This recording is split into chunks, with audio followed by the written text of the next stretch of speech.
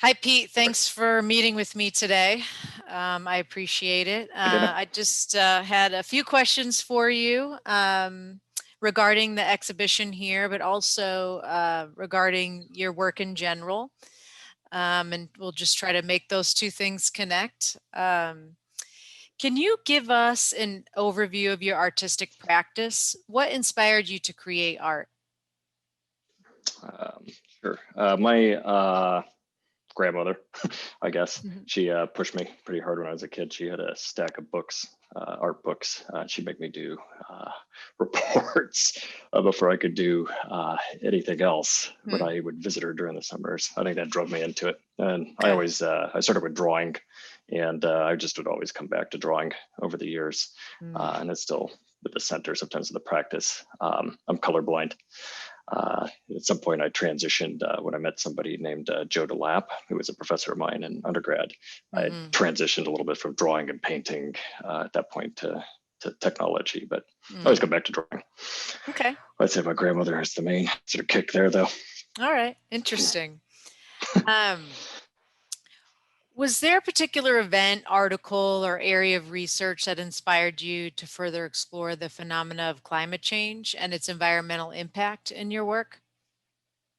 I'd say that it's more of a like visceral response to everything that's happening around us. I feel like there's been like a growing anxiety inside regarding this tension between people and nature. I always had a sort of sense of loss.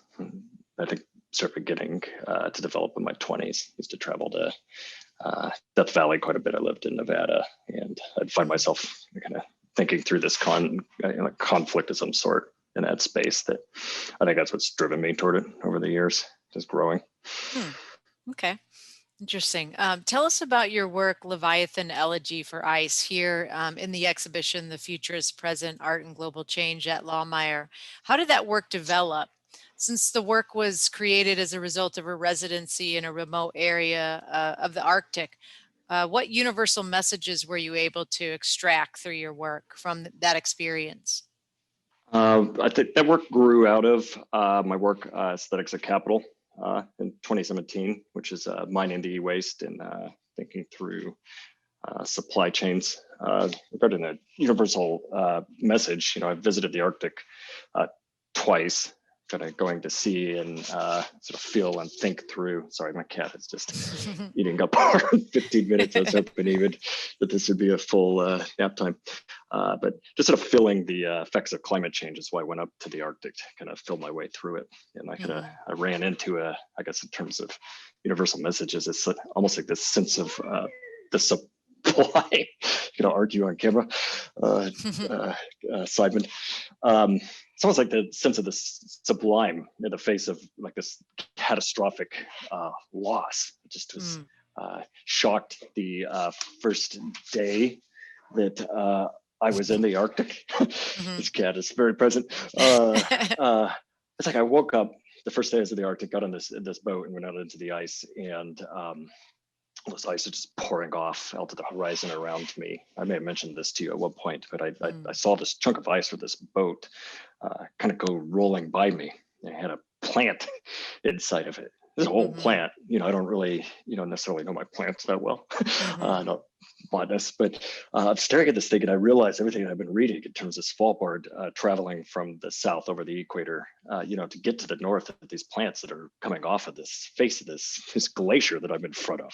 Mhm. Uh, or from that transition, and something in that space in terms of this uh, just this catastrophic loss that I went up to go think through. And then that Mhm. sublime space, something just happened. It froze me at that particular moment. So there's something in Mm. terms of a message in that space that I'm trying to think through.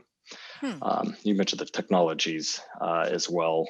I put a lot into this in terms of text. I try to highlight the main pieces. While I was in Mhm. the Arctic, I was using a hydrophone to record sounds of ice Mm. melting and cracking and etc. So like Arctic waders getting into the water and dropping a hydrophone in and going into, especially the second time I was up there, a space like these headphones and just becoming almost like hyper present with Mm. the ice. Mm-hmm. So I use that technology. When I got back from the Arctic, I was thinking about the cold quite a bit, Mm-hmm. and just what's my relationships with the ground is freezing, et cetera. And short version is I started to develop these thermal electric circuits. They're called Peltier circuits, which is a plate that pushes heat away one direction and then generates a lot of cold on the other side. So I started integrating those into the work that's in the Mm-hmm. elegy of ice piece to freeze pieces.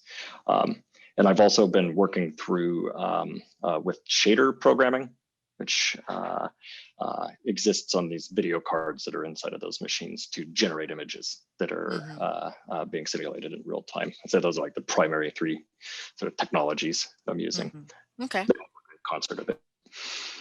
that's You can great. hear my energy going. That's how, I'll start talking. Sounds good. Since I encountered your work in 2015, I've been curious about your processes, especially related to your studio practice and your interest in the sciences. I like that crossover between artistic and scientific endeavors. Can you explain how you balance these interests in your work? Sure. Alchemy, I feel like it's been part of my work for a long time. Advisors talking to me about that in the past and et cetera. It's just always come up. And I think recently I've just begun to really recognize this, and it's become a lot more central to my work. Mm-hmm. Um, I think that I tend to compartmentalize quite a bit when I'm working sort of in this dual space, and especially art and science, and I'll carve out this sort of organic, sort of free space for sort of creating things, and I'll sort of set time aside in my head to think through other pieces a little bit more in advance. When it gets to the scientific side, I always just consider myself more of a like advanced hobbyist Mm-hmm. sorts. I just that when I first started learning a little bit more on electrical engineering, for instance, and this would have been in 2002 or three.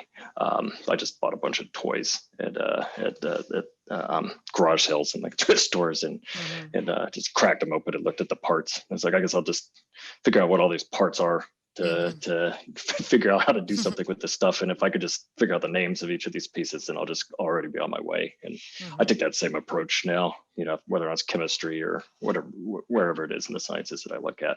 A Mm-hmm. little bit more structured these days, though. Like I'll set aside time to just start diving into something and reading everything I can, and try to Mm-hmm. separate that from the more free organic space. Hmm. Somehow that sort of alchemy, you know, comes Yeah. out of all of those spaces at points. Cool. Yep. Cool. Um, So, last question. Do you think that artists can play an important role in understanding how we as humans might be able to make an impact and or maybe even reverse the impacts of climate change? Could artists also help move into a new phase beyond the Anthropocene using new media as I guess I've tried to do with the current exhibition here at Lawmeyer? Mhm. Um, I'd say, like historically, in the past, the arts and humanities have um, played a critical role in communicating crises. I feel like I think about the AIDS quilt on the National Mall in the late '80s. Mm-hmm. Pretty often in these spaces. I'm Mm, thinking a bit through that also during the pandemic and et cetera. How can we communicate in this zone? I think we're in a moment when we're all trying to think through ways to sort of prompt people to take action on climate change in mhm, general. And I just feel like sharing in this, figuring out exactly how to do that. mhm, So I think yes, in terms of we play a role and we have at points. It's just figuring out how are we going to prompt people at the moment. Um, the mhm, Anthropocene space, I think also we're all figuring this out together a little bit right now. mhm, Some space, even how to define it. I think sometimes about new media. Um, in the '90s, I was reading a lot on new media texts and kind of getting exposed to the space that new media is always becoming old media, mhm. from Right. behind us. And I guess taking action, we just need to, uh, like I was saying, the last pieces that we need to just figure out how to take action, because showing good science is not good enough. It is not enough right now. Mhm. There's Right. something in this zone in terms of using new media to move beyond the Anthropocene. Um, I don't know. I just want to figure out how to wrestle with climate change more proactively. I guess Mhm. I'm trying to bring us into our time zone because I just started firing off. uh, Hearing Yeah. me, I think, like technically in the academic space, sometimes I'm like thinking about relocating our ontological uh, centers at the moment. How we think less about ourselves at the center of everything, and Mm. read a lot in the spaces of like how do we just have a larger view of sort of ontologies of being and etc.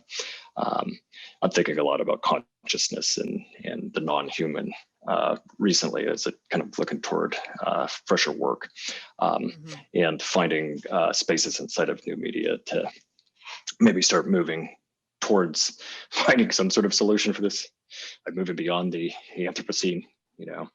But Right. personally, I'm still like middle of like, fossil capital books and try to determine where we even, is it like we picked up fire or steam engines, or Mhm. I kind of still live that in this zone, wrap my head around it. But Mhm. anyway, I'll Well, try to reel myself down. well, Noted. let's do that right now then. Thank you Sure, hit so the much. 15-minute. Yeah, well, Yep, yeah, I mean, I've gone through my questions, so we did it. thank you so much. Yeah, I appreciate it. Glad the tech made it. Thank you.